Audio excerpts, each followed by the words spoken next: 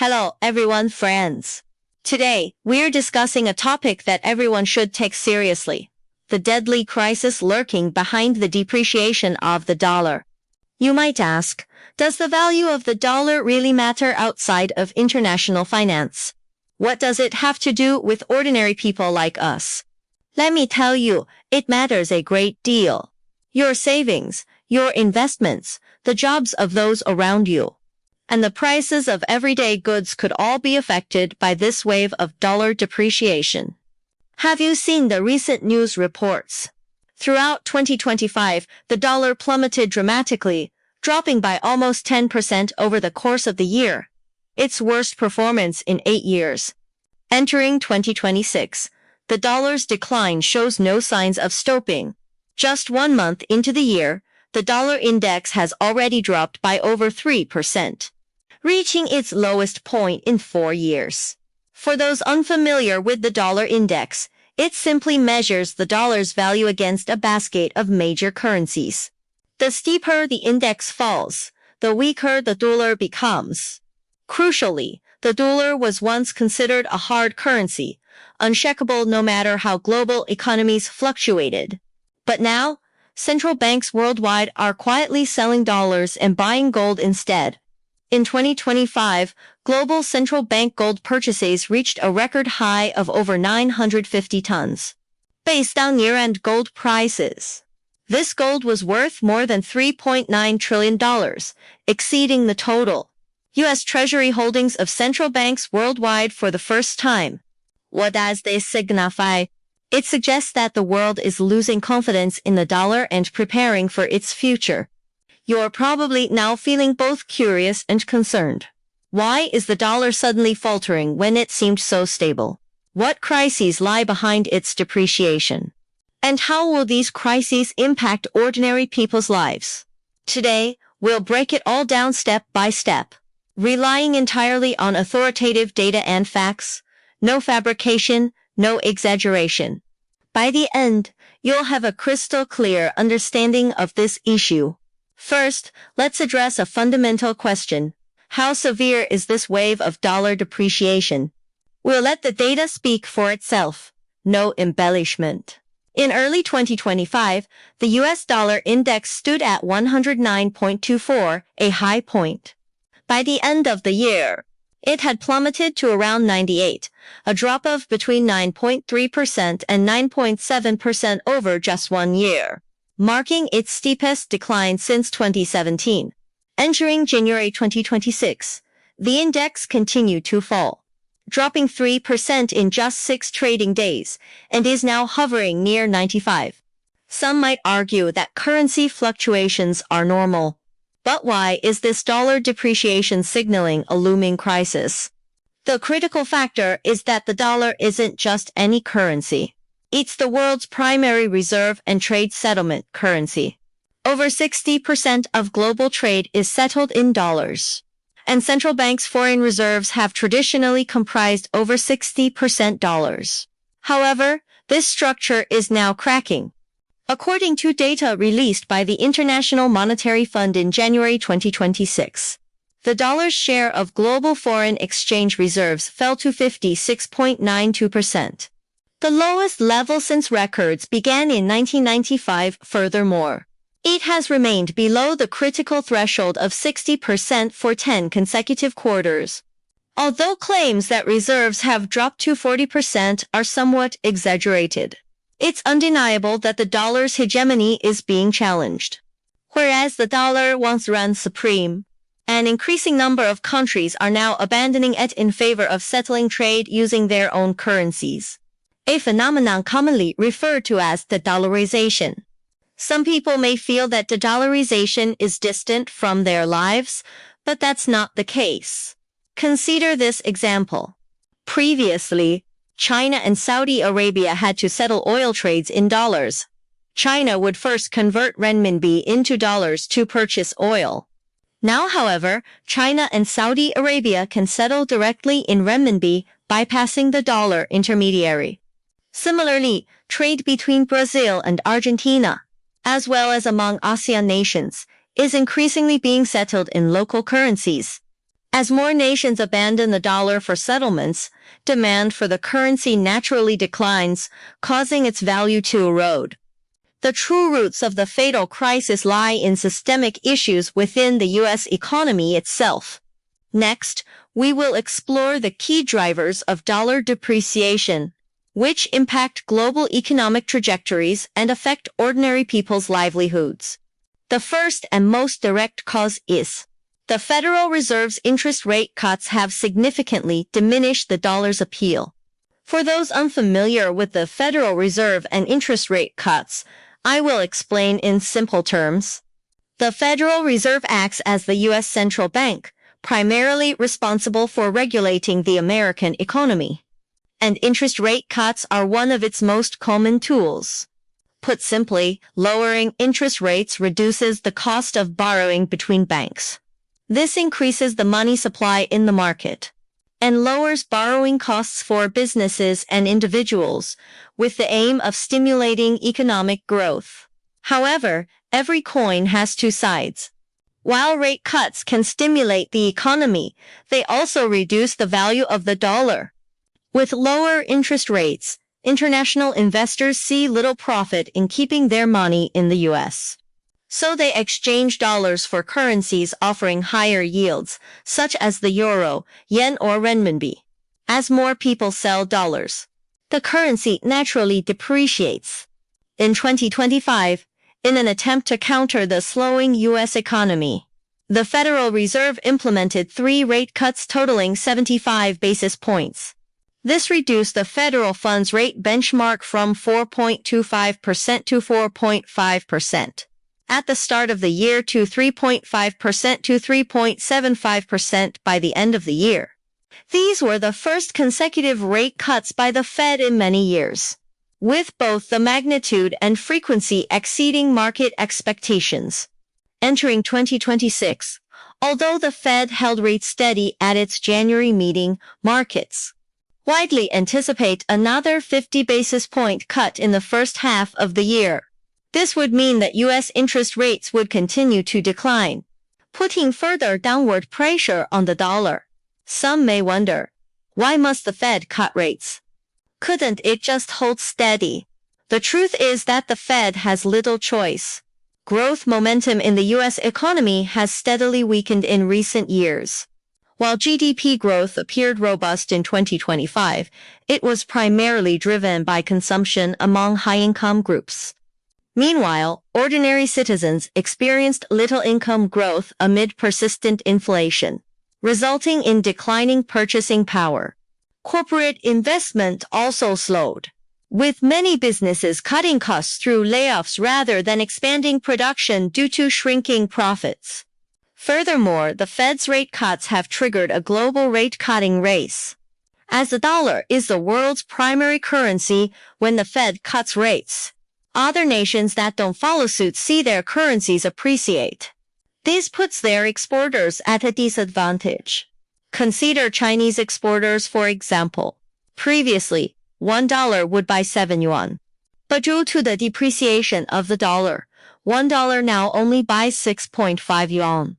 A product that used to cost Americans $10 equivalent to 70 yuan, now costs $11.50 equivalent to 8 yuan.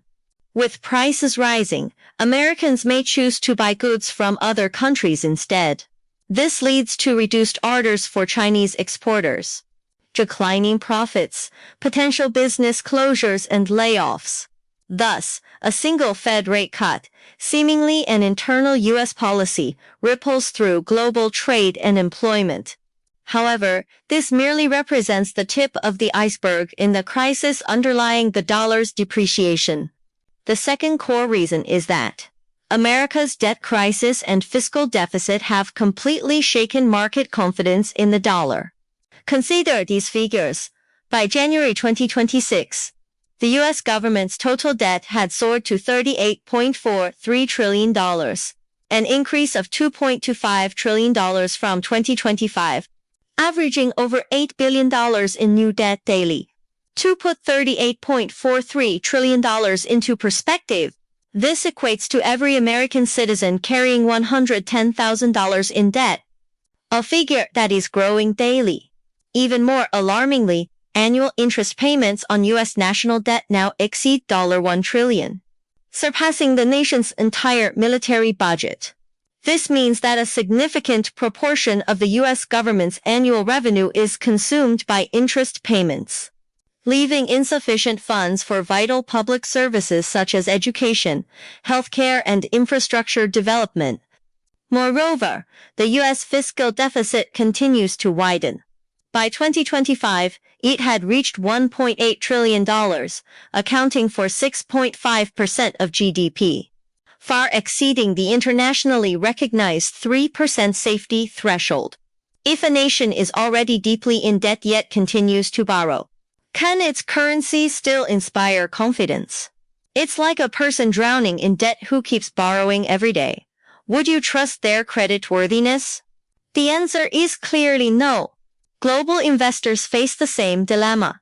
As they witness America's mounting debt and ballooning deficits, confidence in the dollar naturally wanes. Investors are selling dollar-denominated assets and moving towards safer investments like gold. Furthermore, in order to repay its debts, the U.S. government has no choice but to print money. With insufficient fiscal revenue to cover its obligations, the Federal Reserve is forced to print more dollars, which are then used to purchase U.S. Treasury bonds, effectively printing money to fund its own spending. However, as is well known, excessive money printing devalues currency, which is the fundamental principle of inflation. The more dollars that are printed, the more the dollar devalues and the higher prices rise, increasing the cost of living for ordinary citizens. Some might argue, as the world's largest economy, could the U.S. really default on its debt? In theory, no, it can keep printing money indefinitely. However, in practice, this approach of printing money to pay debts is akin to drinking poison to quench thirst. In the short term, it may alleviate debt pressure, but in the long term it will destroy the dollar's credibility completely, causing it to lose its status as the global reserve currency. Once the dollar's credibility has collapsed completely, the global financial system will descend into chaos. This is because global trade settlements, foreign exchange reserves, and capital flows are all based on the dollar. If the dollar falls, the entire global financial system will follow. This is the second fatal crisis behind the dollar's depreciation. America's debt and fiscal issues are eroding the dollar's credit foundation, and the collapse of dollar credibility could trigger global financial instability. The third core reason is that the global wave of de-dollarization is accelerating the dollar's decline. As previously mentioned, an increasing number of countries are abandoning dollar-denominated transactions in favor of local currencies. This shift reflects evolving global economic dynamics and growing dissatisfaction with dollar hegemony. It is widely recognized that dollar supremacy has persisted for decades. By leveraging its status as the global reserve currency, the U.S. can acquire commodities and resources worldwide through money printing, while other nations bear the inflationary and asset depreciation risks stemming from dollar depreciation. For example, when the U.S. prints $1 trillion, it uses this money to purchase Chinese goods, Saudi oil, and Brazilian minerals. However, as China, Saudi Arabia, and Brazil receive these dollars, the currency continuously depreciates, reducing the actual purchasing power of these funds. In effect, the hard-earned goods produced by these nations are exchanged for increasingly worthless paper by the U.S., a phenomenon often described as the dollar harvesting the world's chives. As the global economic landscape shifts, an increasing number of countries recognize that they can no longer tie their economic lifelines to the dollar. Advancing de-dollarization is essential to breaking free from U.S. control and safeguarding their economic interests. ASEAN nations, for instance, agreed in 2025 to increase local currency settlement in intra-ASEAN trade to over 50% within 5 years. China has largely achieved local currency settlement in trade with Russia, Iran, Saudi Arabia, and others. Emerging markets such as Brazil, Argentina, and South Africa are also actively promoting local currency settlement cooperation. Beyond trade settlements, central banks worldwide are continuously adjusting their foreign exchange reserve structures, reducing dollar-denominated assets while increasing their holdings of gold and other currencies.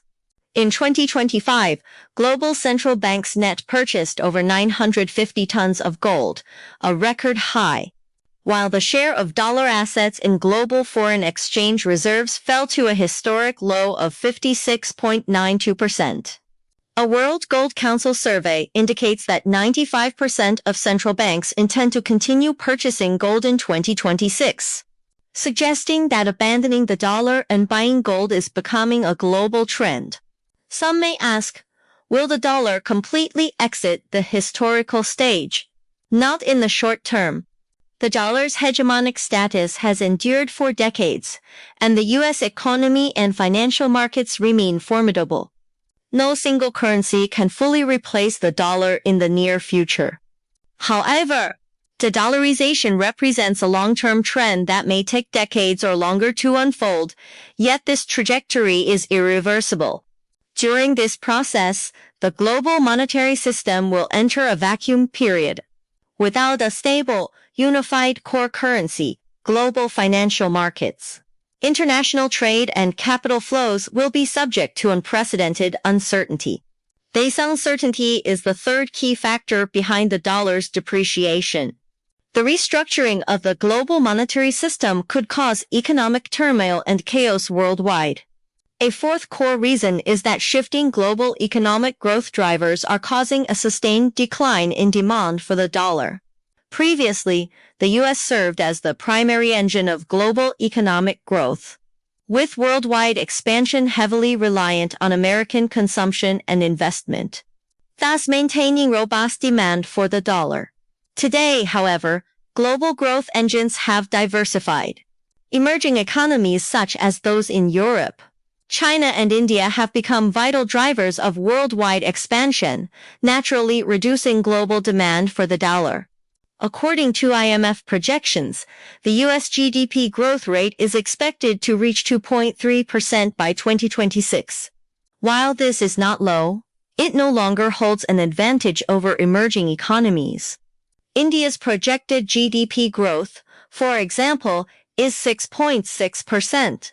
While China's is 5.2% and the average growth rate for ASEAN countries is 5.8%, all of which are significantly higher than the U.S. Furthermore, Europe's economy is gradually recovering, with core economies such as Germany and France projected to grow by more than 2%. This diversification of global growth drivers signifies a shifting landscape in international trade, previously dominated by the pattern of U.S. consumption and production by other nations. Trade is now increasingly concentrated among emerging economies. For example, trade volume between China and ASEAN has surpassed that between China and the U.S. While trade between India and Africa is also expanding rapidly, trade among these emerging markets is increasingly being settled in local currencies, which naturally reduces demand for the U.S. dollar. Furthermore, as these economies strengthen their financial markets and economic power, more international capital is flowing into these regions. By 2025, net securities investment inflows into emerging markets had increased by $30 billion, with stock markets in India and Brazil rising by more than 10%. This shift of capital from the U.S. to emerging markets reduces demand for dollar-denominated assets and fuels dollar depreciation, creating a vicious cycle. Dollar depreciation gives capital outflows, gives further dollar depreciation. These four factors constitute the core drivers of dollar depreciation and conceal a potential economic crisis. This crisis extends beyond the United States to the global economy as a whole, since dollar depreciation propagates through trade, inflation, capital flows, and other channels. This has an impact on every economy worldwide and affects ordinary people's lives. Next, let's use India as an example to discuss the impact of dollar depreciation on emerging market economies and its effect on the lives and work of ordinary people. As a major global emerging market, India's economy relies heavily on exports and foreign capital inflows. The impact of dollar depreciation on India is highly representative and vividly illustrates how closely connected we truly are to dollar depreciation. Firstly, the weakening dollar has severely impacted India's export sector. Most of India's exports are priced in US dollars. As the dollar depreciates, the price advantage of Indian exports in international markets diminishes. For example, India's major exports, including IT services, textiles, pharmaceuticals, and gem jewelry, were once highly competitive internationally due to their low prices. However, while their dollar prices have remained unchanged, their value in Indian rupees has decreased, significantly reducing corporate profit margins. According to data released by the Indian government in January 2026, India's merchandise exports fell by 11.8% in October 2025, dropping to $34.38 billion, the lowest level in 11 months. Exports to the United States fell by 8.6%, while shipments to major trading partners such as the EU, AE and UK also declined to varying degrees. Of particular concern is India's IT sector, a key industry.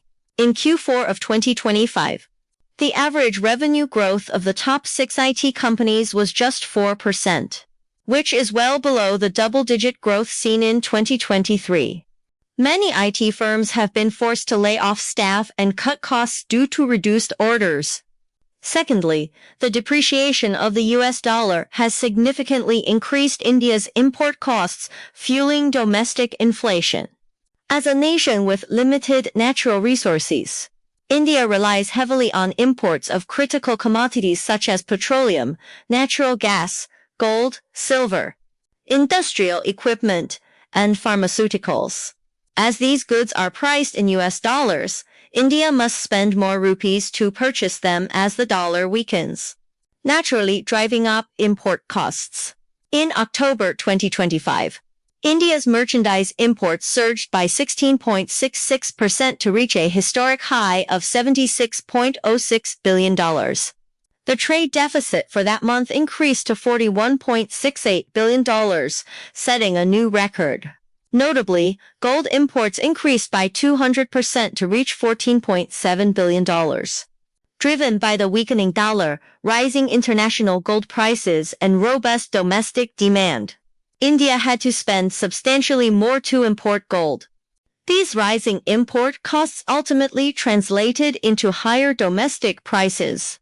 Although India's overall CPI consumer price index remained relatively stable, there were significant increases in prices for industrial goods, imported consumer products and pharmaceuticals, making daily living increasingly costly for ordinary citizens.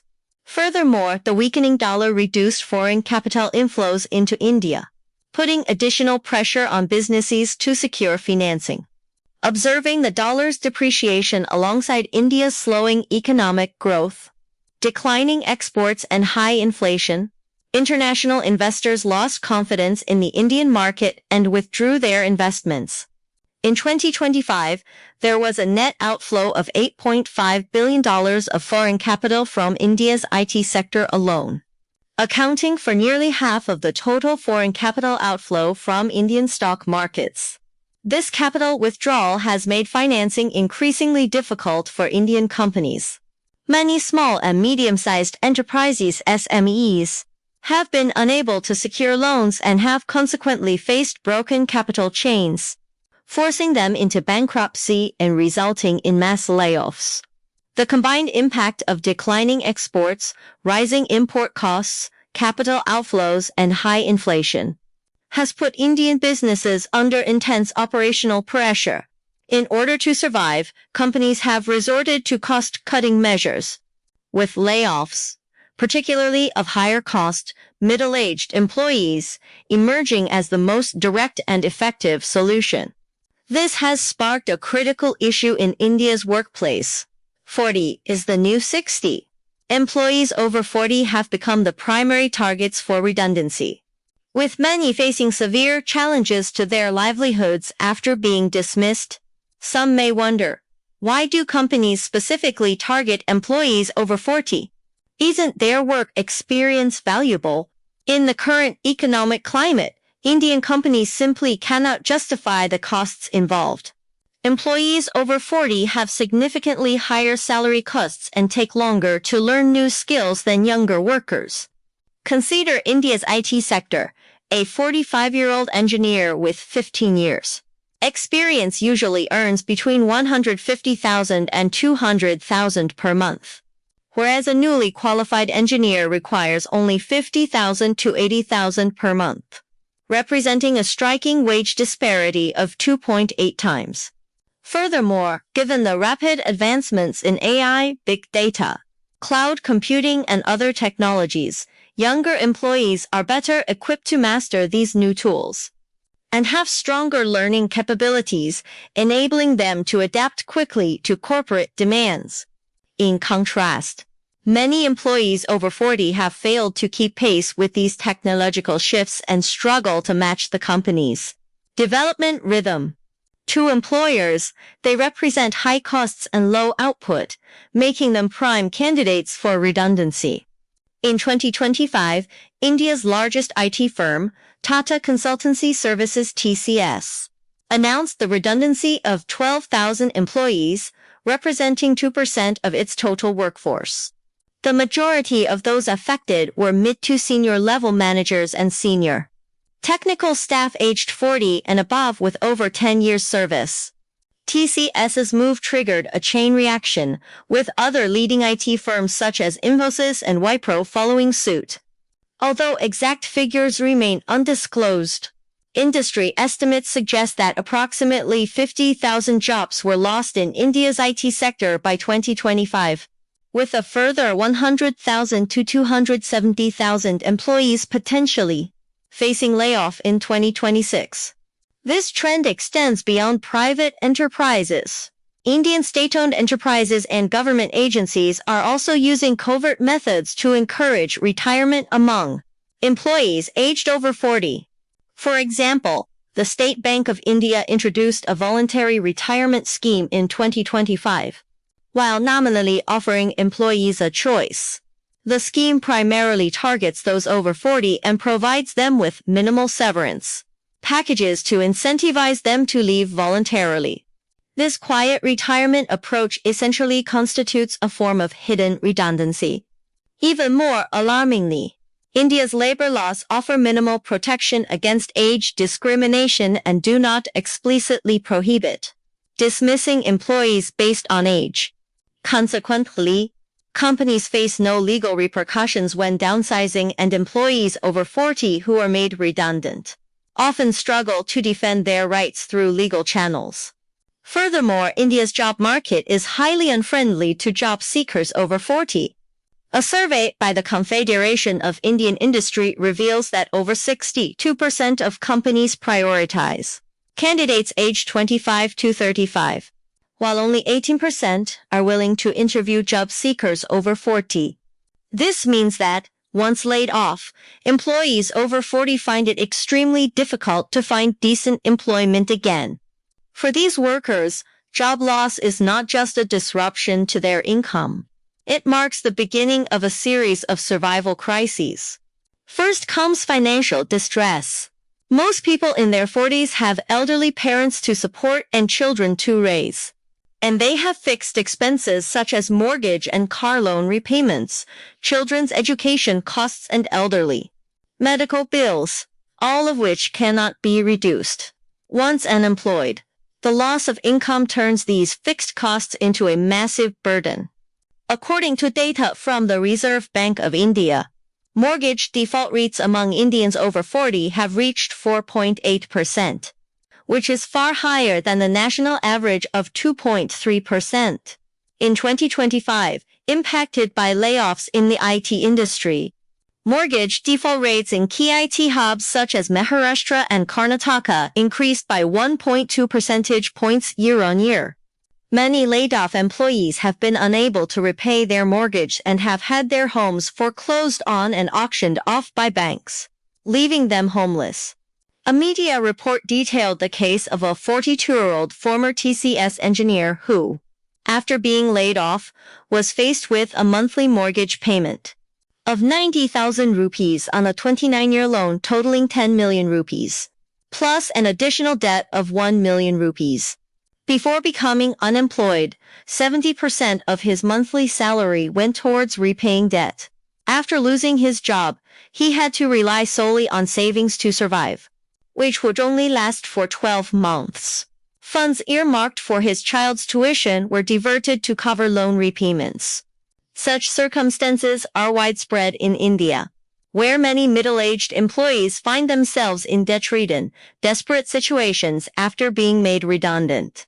Furthermore, rising education costs and high medical expenses exacerbate the situation of these laid-off workers.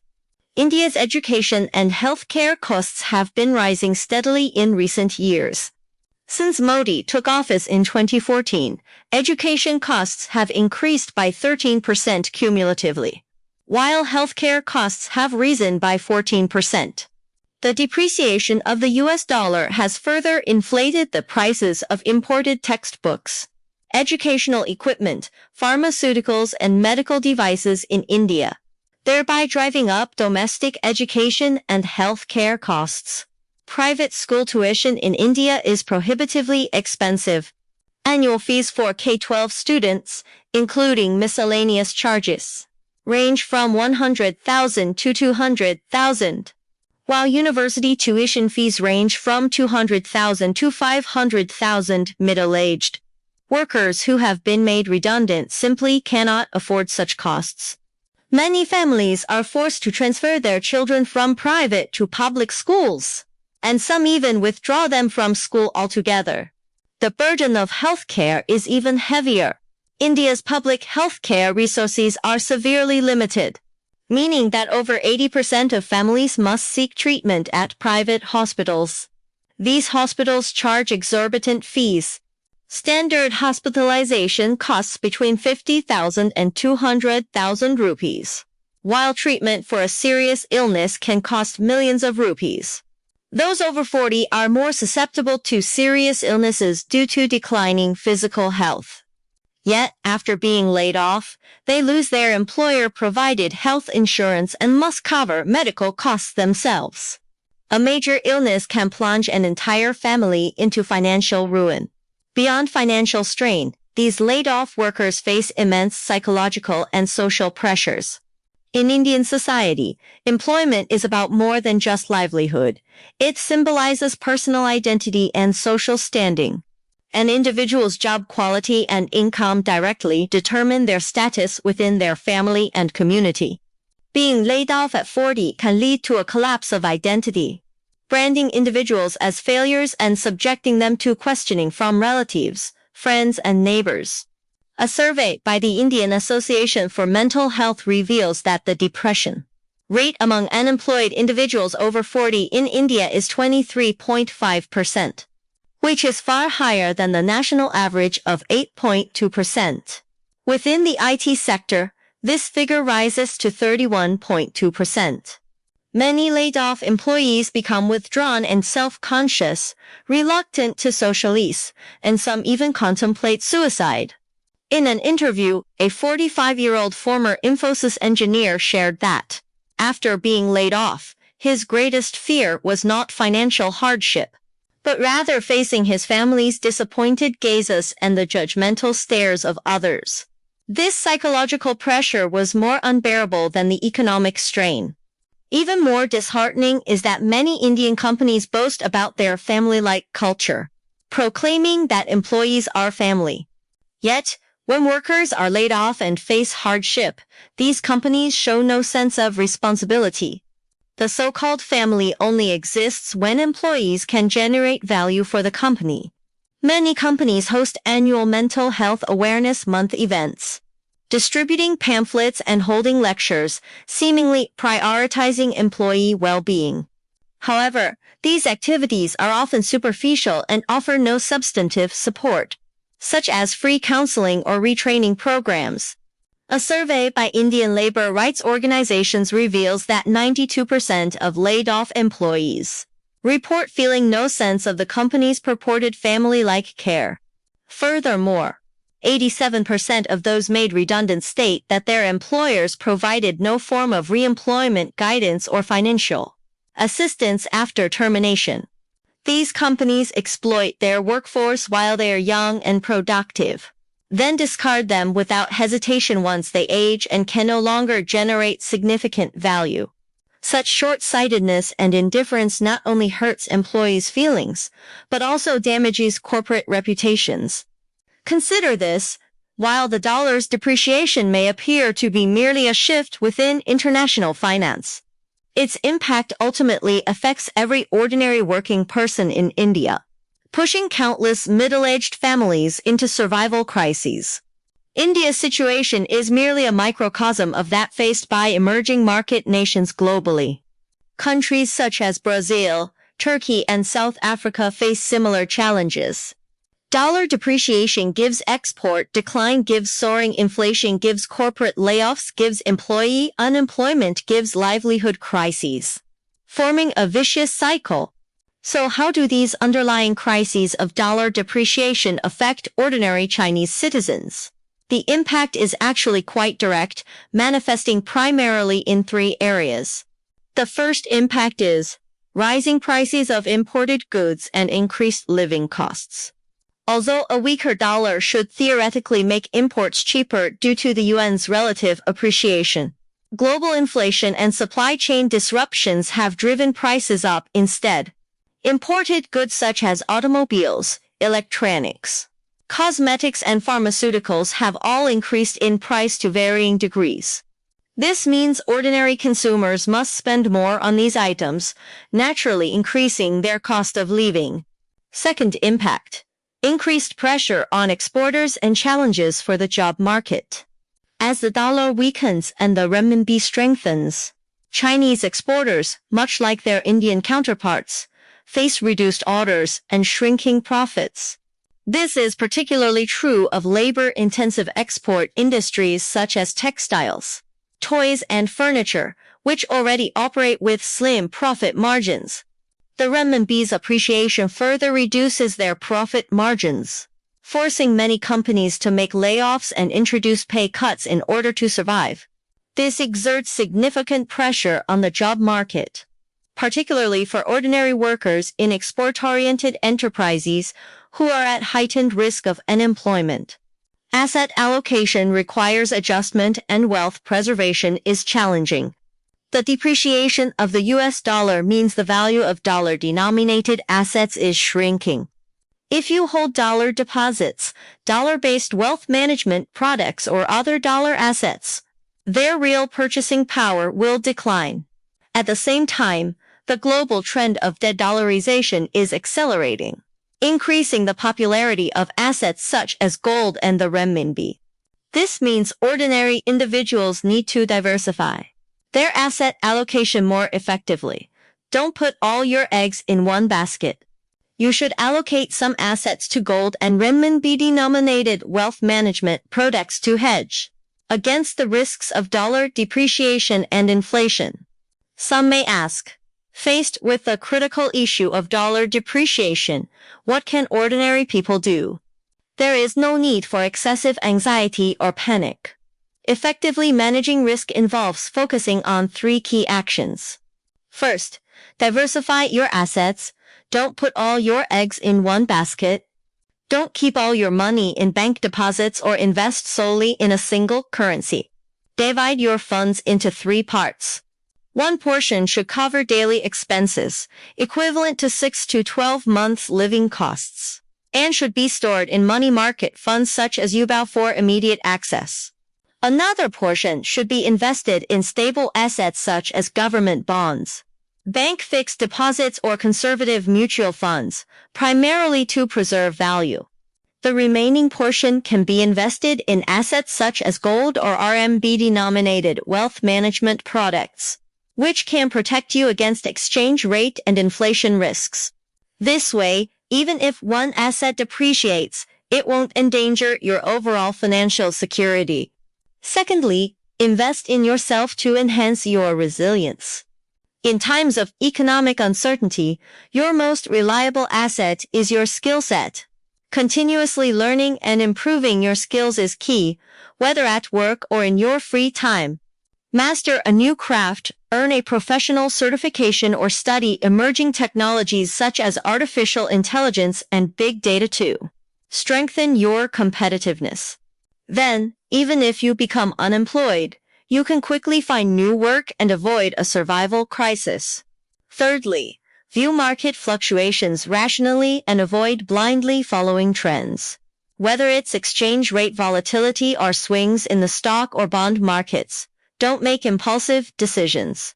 For example, don't sell your dollars in favor of other currencies just because the dollar is depreciating, nor rush into the stock market simply because prices are rising. If you have genuine needs, such as overseas travel, studying abroad, or purchasing imported goods, consider exchanging currency or making purchases in batches to avoid buying at peak prices. If you don't have such needs, avoid speculative investments. The risks are too high for most people to manage effectively. Finally, let's recap today's discussion. The dollar's depreciation is driven by three critical crises. First, America's debt and fiscal crisis are eroding the dollar's credit foundation. Secondly, the accelerating global trend of de-dollarization is undermining the dollar's hegemonic status. Thirdly, the restructuring of the global monetary system is creating unprecedented uncertainty. These crises affect not only the global economy, but also the lives and work of ordinary people. There is no need for us ordinary people to worry about questions such as will the dollar collapse completely, or when will a new global monetary system emerge. These are beyond our control. What we can do is recognize the situation and focus on our own affairs, optimizing asset allocation to safeguard our wealth, enhancing our skills to strengthen our resilience to risk, and maintaining rationality to avoid being swept away by market volatility. The wave of dollar depreciation continues, and global economic uncertainty keeps mounting.